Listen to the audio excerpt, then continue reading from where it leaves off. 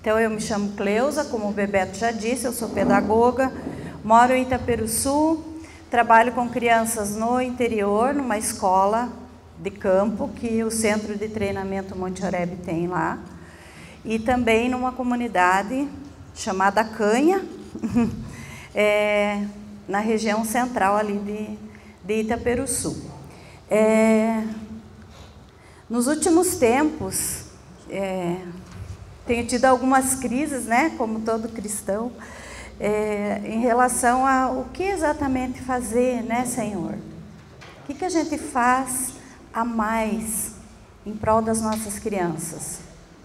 Porque eu ouço um grito de socorro. Eu consigo ouvir esse grito. Mas o que fazer então?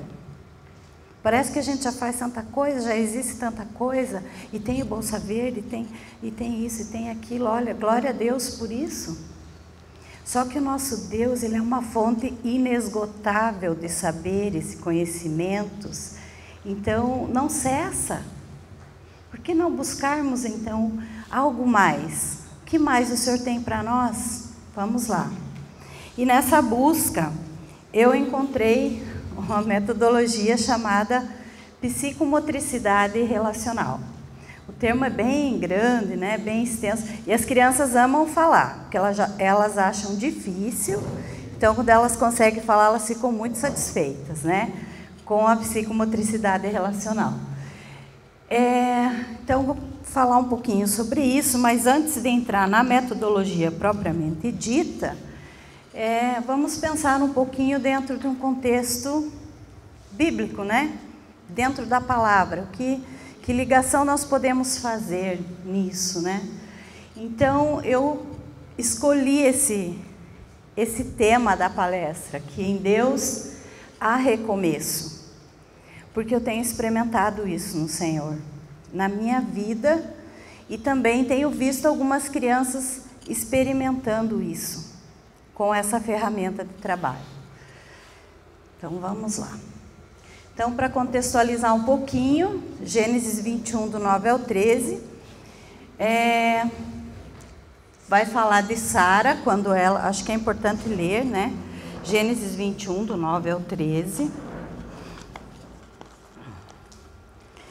Se algum homem se dispusesse a ler, eu agradeceria, com a voz mais grave, assim.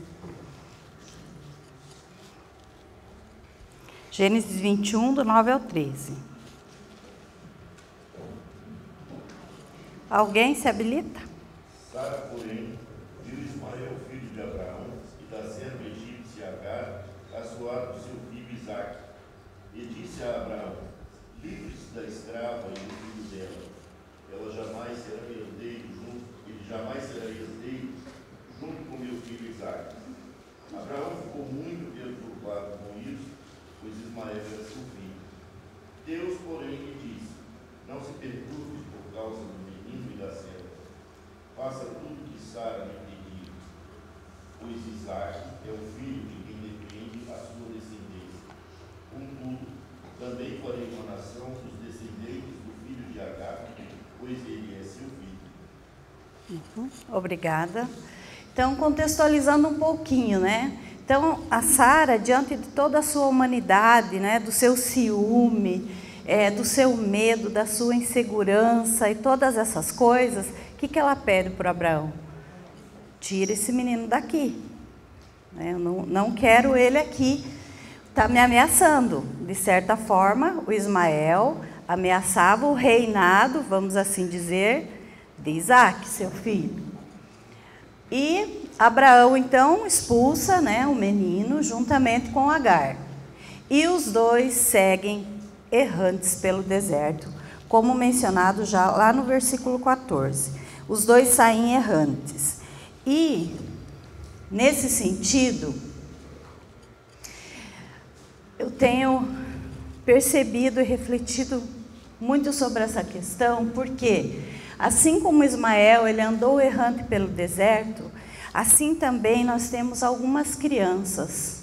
Quero que vocês prestem atenção nessa menina aqui. Todos para cá, brincando, interagindo.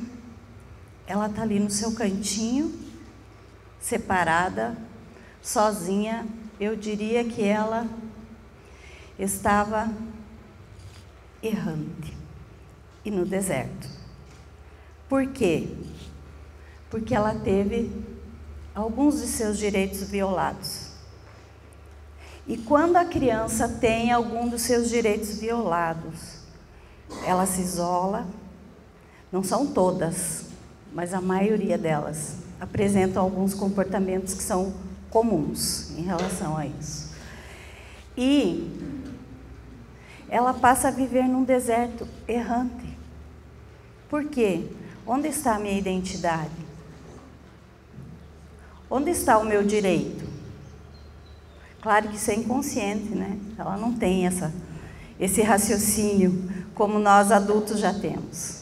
No entanto, ela está numa situação muito pior que a gente, porque ela está vivendo isso. Então, nesse sentido, uma criança violada, ela assim como Ismael, andando errante pelo deserto.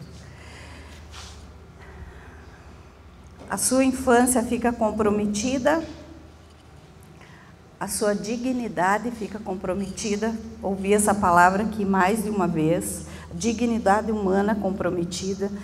Então, nesse sentido, é importante pensar que, enquanto educadores sociais e afins, nós precisamos ter um olhar diferenciado para essa criança.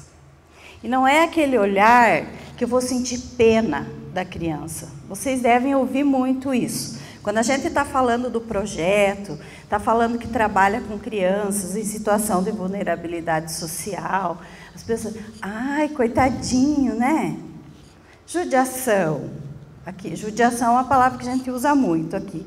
Mas é nesse sentido, aquela pena, né? Aquela coisa assim, que, meu Deus, se a criança está mal, ela fica pior. Porque não é esse olhar que essa criança precisa. Qual é o olhar que essa criança precisa? Ela quer um olhar, eu acolho você. Ela quer o olhar que diga para ela, eu aceito você no meu desejo. Você existe para mim. Esse é o olhar para essa criança. Não é o olhar para o coitadinho que não tem condições, que está numa situação que ele nunca mais vai sair dessa. Se sair, sai todo machucado, todo ferido. As feridas saram, porque Deus cura. A cicatriz fica, mas a cicatriz não dói. Não dói. Então eu não preciso sentir pena. Eu preciso sim acolher essa criança no meu desejo, com o meu olhar, com o meu toque. Um toque manso, um toque respeitoso. Essa questão do toque também é sério, né? É sério. Isso dá outra discussão. Mas é o toque de amor, o mesmo toque que Deus nos dá, que Ele faz conosco.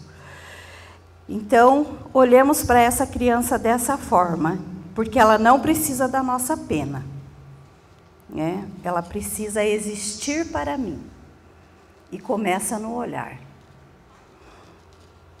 E também, nós precisamos aprender a trabalhar com a criança a partir do seu potencial, e não do seu sofrimento, da sua dor.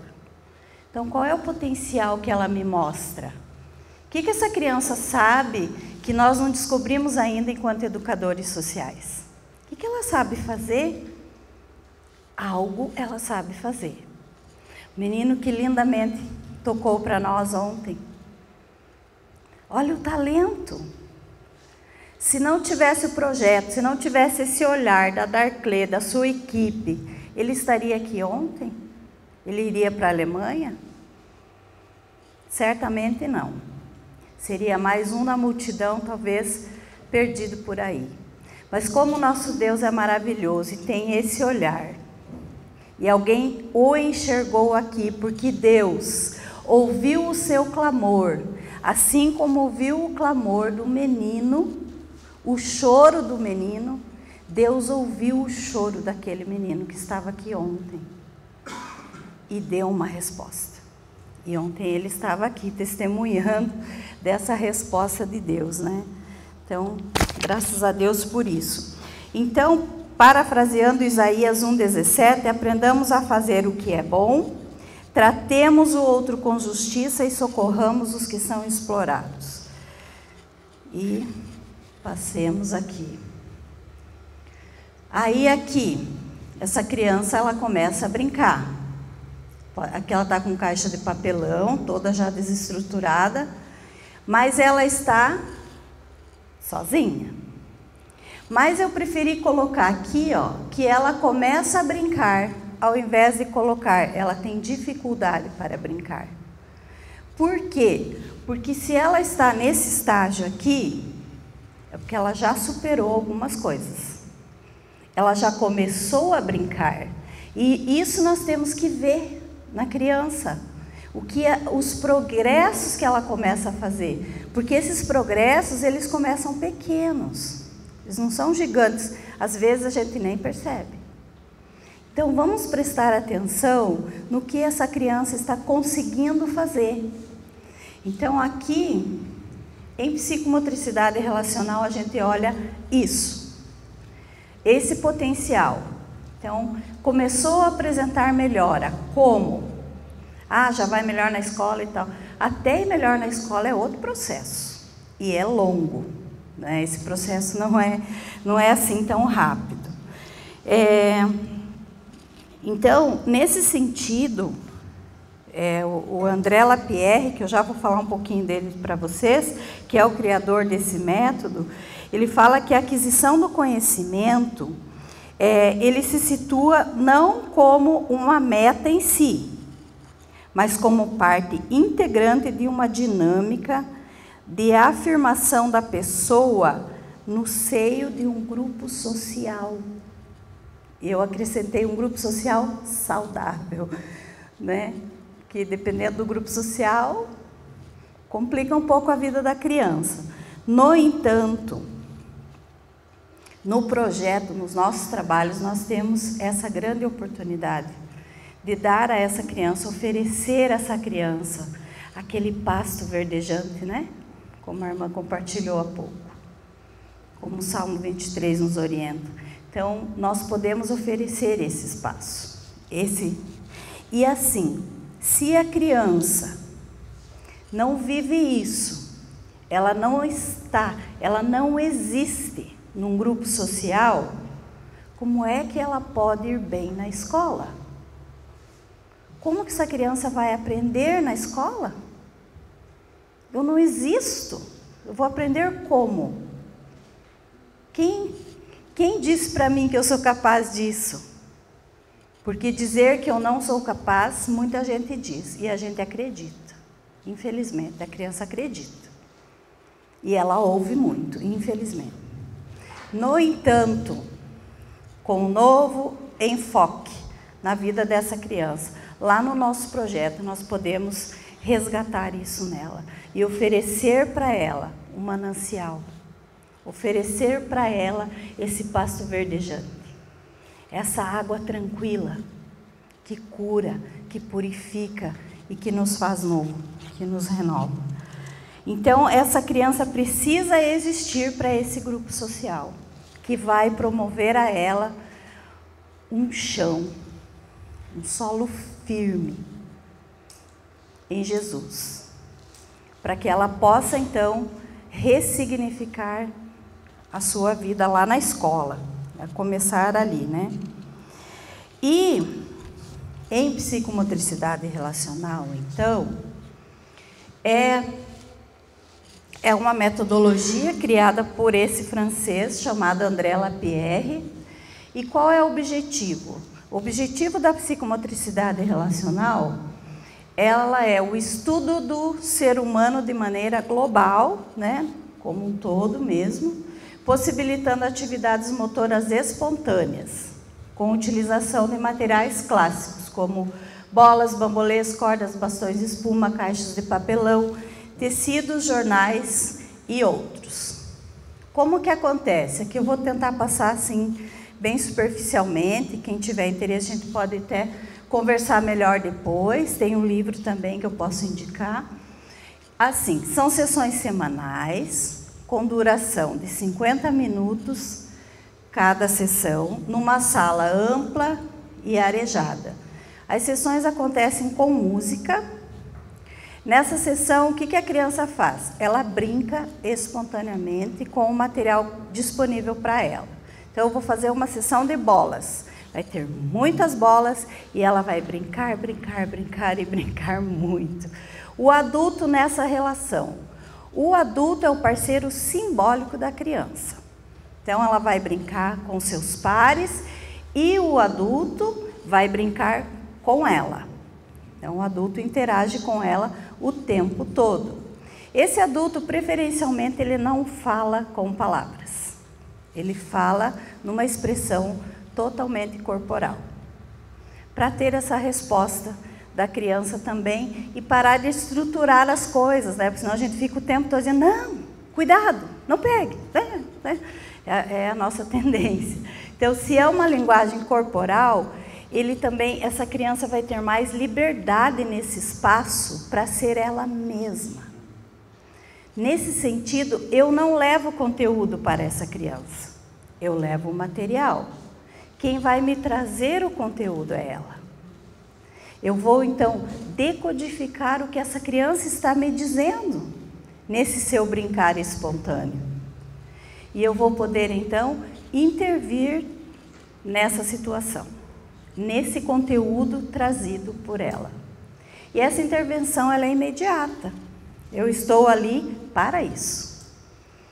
Então, a partir do momento que eu observo que tem aquela demanda, aquela criança está me trazendo aquele conteúdo. Esse conteúdo pode ser agressividade, pode ser um conteúdo de tristeza, de angústia, de mágoa, de ira, de raiva. Então, no brincar espontâneo, corporalmente, o adulto nessa relação vai tentar aquietar essa criança se o conteúdo, por exemplo, for de uma agressividade violenta. Porque a agressividade, gente, nós precisamos ter para viver. É uma pulsão de vida, já dizia Freud lá atrás, né? É uma pulsão de vida. Eu preciso, em alguns momentos, ser agressiva para eu viver, inclusive para eu levantar e ir contra o meu desejo de ficar o tempo todo numa cama, por exemplo. Mas existe uma diferença da agressividade e a violência. Então, se essa criança chega no projeto, naquele dia, e nessa sessão ela está da pá virada, né? Brigando e xingando e querendo bater e todas essas coisas, então vamos lá. O adulto na relação, o psicomotricista, vai entrar intervindo com essa criança na brincadeira, de modo que essa agressividade aquiete. Que essa agressividade seja ressignificada e que esse tônus corporal se acalme, que ele se aquiete. E é possível, porque você está na brincadeira com ele, você não está falando para ele, olha, tem que parar, para de bater, para de xingar. Tem regras, né? Tem as regrinhas que eles vão cumprir. Mas, em linhas gerais, as intervenções acontecem dessa forma, no brincar espontâneo ali, junto com a criança. A gente tem músicas apenas para alegrar o ambiente. Tá? E essas músicas são preferencialmente músicas tocadas sem letras, né? Para que ela não entre no ritmo, também comece a cantar e esqueça que ela precisa e pode brincar, pode explorar todo um espaço, né? A música é mais para a gente como adulto do que para a própria criança mesmo. Porque ela vai brincar, independente, né, de ter música ou não, ela vai brincar. A gente tira o calçado até para garantir um espaço para que ela perceba que é um espaço de segurança para ela. Ela pode sim tirar o seu sapato, deixar organizadinho lá fora, depois ela vai usar novamente. Mas ali ela vai entrar descalça e poder explorar aquele espaço o máximo que ela quiser. Utiliza-se um tapete. Esse tapete, tudo é simbólico dentro desse espaço.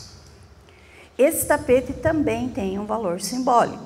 Ele vai simbolizar a casa, aquele espaço de segurança. Então é aquele cantinho onde a criança, naquele dia ela não está muito afim de brincar, então ela fica no tapete lá descansando. Um coleguinha lá não está muito legal com ela, ela vai para o tapete. Ela quer chorar, quem sabe? Então ela vai chorar nesse tapete.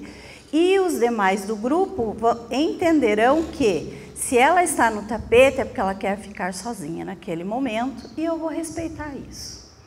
Claro que o psicomotricista, o adulto na relação, vai sentar com essa criança, vai, às vezes, colocá-la em seu ombro.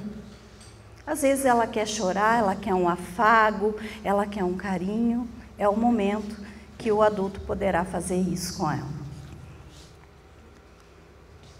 São realizados, então, nós chamamos de rituais de entrada e saída, né? Os rituais de entrada, a gente senta em círculo nesse tapete e são passadas regras para ela, né? Basicamente, as regras, até para não ter tantas, não se machucar e não machucar o outro e não sair da sala enquanto a sessão não termina, visto que é um tempo curto também, né? Então, as regras são bem poucas. E o ritual de saída, a gente volta para o tapete, vai sentar novamente, vai estruturar esse grupo e as crianças vão dizer do que elas brincaram, como foi, que sentiram, querem falar. É o momento da escuta. Então, e elas gostam de falar, e elas falam. Eu senti isso, gostei daquilo, não gostei daquilo outro.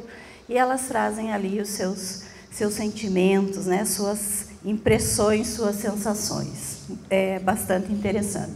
Também tem uma atividade de registro que elas fazem, né? Elas podem falar, algumas não querem falar, podem então desenhar. E antes dessa roda final tem o descanso. Então brincamos lá, uns 40 minutos mais ou menos, brincamos muito. Após a brincadeira nós vamos então ir para o tapete ou um cantinho da sala que seja, que fique à vontade e descansar. Dar aquela relaxada, calma, o tônus corporal. Aí sim, vamos sentar, conversar e encerrar a nossa sessão. E o registro, como eu já falei.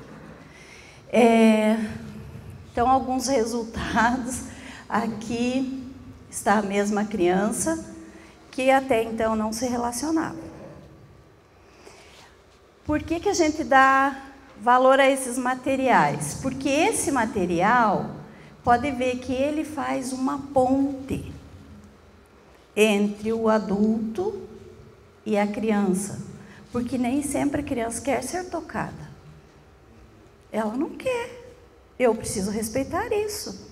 Ai, vem aqui, quero te dar um abraço. Tá, mas eu não quero. É um direito que ela tem.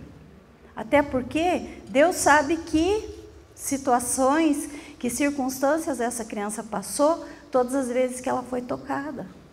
O toque para ela pode ter um efeito negativo. Então ela não quer.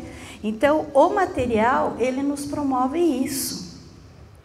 Então ele acaba sendo uma extensão às vezes do corpo do adulto. E sabe o que ela estava fazendo aqui? Conversando comigo. E ela não falava nada até então, na sessão. Então, ela começa a se expressar. Aqui é a 4ª sessão, tá, gente? É a 4ª sessão. O material bastões de espuma. Então, ela pega esse bastão e começa a falar no meu ouvido, né? Algumas coisas eu entendia, outras não. Mas, assim, segurando o choro, como disse o Paulo, porque dá uma vontade imensa. Era isso que eu queria que ela fizesse.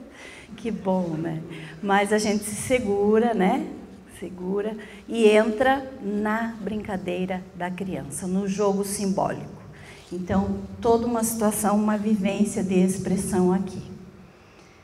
E aqui, ó, já temos uma 3ª pessoa na relação. E ela aceita numa boa e continua esse bate-papo ali. E é interessante porque as outras crianças, até no slide anterior ali, as outras crianças, elas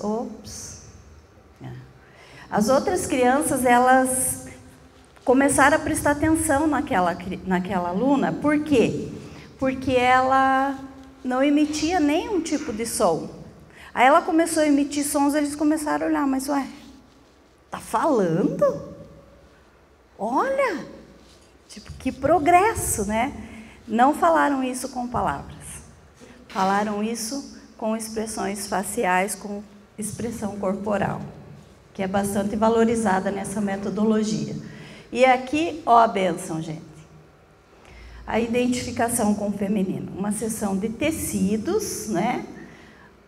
O adulto aqui às vezes perde a noção também, né? Mas se arruma lá e tal. E ela faz igual. Então ela ainda tem a iniciativa. Ó, iniciativa era uma coisa que ela não tinha antes. Então nós precisamos ver, é progresso, gente.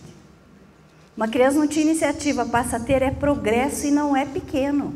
É grande esse progresso. Então vamos prestar atenção nessas coisas. Então, esse é um caso de, eu diria assim, de bastante sucesso. Tem muito para caminhar, com toda certeza, porque os traumas são muitos, as dores são muitas, só que houve uma ressignificação de uma situação de sofrimento. Então, essa criança, a partir dessas sessões, ela começou a apresentar algumas melhoras significativas no seu comportamento, na relação com o outro, ou seja, pertencendo a um grupo, existindo, e também na escola. Aí os professores compartilham conosco a bênção aí na vida dessa criança. Então Deus ouve o choro e Ele responde. Como que Deus responde, gente, ao clamor de uma criança? Ele, por meio da sua palavra. Lá em Gênesis 21:18, Ele dá a resposta para o choro do Ismael. Ele diz assim para Agar: levanta-te, pega o menino e toma-o pela mão, porque farei dele uma grande nação. Glória a Deus por isso. Então é isso que Deus faz. Ele ouve e Ele responde. E quem Ele usa? Quem Deus usa? Deus usa quem e o que Ele quer. Inclusive uma metodologia, né? Na minha vida foi ótimo. Então Ele usa quem Ele quer ou o que Ele quer. Todavia Ele conta conosco. Por quê? Porque somos seus embaixadores. 2 Coríntios 5:20. Somos embaixadores do Senhor, representantes de Cristo. Então vamos nos colocar como resposta para esse clamor que as nossas crianças estão fazendo ao Senhor Deus. Nós estamos aqui hoje, glória a Deus por isso, como resposta. Nós somos resposta de Deus para a vida dessas crianças. Nos nossos projetos, naquilo que nós desenvolvemos, nós somos. Deus conta conosco, porque nós somos os seus representantes diretos aqui. Enquanto o seu reino não vem em sua plenitude, nós somos os seus embaixadores, os seus representantes. E com Deus é assim, né? O Bebeto falou várias vezes da via de mão dupla. E minha mãe, nos seus 75 anos de idade, ela diria assim, com essa figura aí: enquanto a criança está indo com o milho, Deus já está voltando com o fubá, já está prontinho. Então a criança chora, a criança clama, e Deus olha para nós e diz: vão lá que é vocês, é o Mão Dada, é o Bolsa Verde, é a Missão Aliança e tantos outros parceiros. É vocês que vão lá se colocar na brecha. E é assim, esse caminhar com Deus. E eu gostaria de encerrar, eu brinco que eu fiz um credo. Aí eu vou rezar esse credo para vocês. Então, eu creio que há uma linda via de mão dupla. Não é lindo isso, gente? Olha só, parece Itaperuçu, né, Bebeto? Um dia a gente chega lá. Creio que há uma linda via de mão dupla, que com Deus funciona perfeitamente, é harmônico. Enquanto o clamor chega por uma via, Deus já nos mobiliza para agirmos como resposta. Creio que existe um clamor que é irresistível aos ouvidos do Pai. É o clamor da criança pobre, vulnerável, com sua dignidade comprometida e com a sua infância praticamente perdida. Creio que o Pai tem pressa em socorrer os pequeninos e conta conosco para essa nobre causa, conforme Mateus 18:4 e Marcos e Lucas que falam sobre isso, né? E na Bíblia King James tem uma definição desse ser criança que eu achei interessante.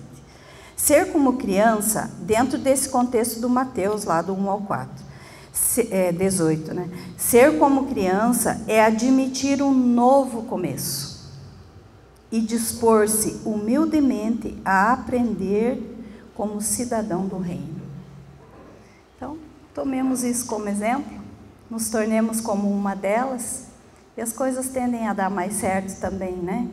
E fica mais leve quando nos colocamos nesse papel. Como criança, é tudo tão simples para elas, e para nós é tudo tão complicado. Vamos tentar simplificar isso e nos tornarmos como elas, brincando, vivendo a vida de uma forma mais leve. Tudo, claro, para que o nome de Deus seja glorificado. Obrigada, queridos.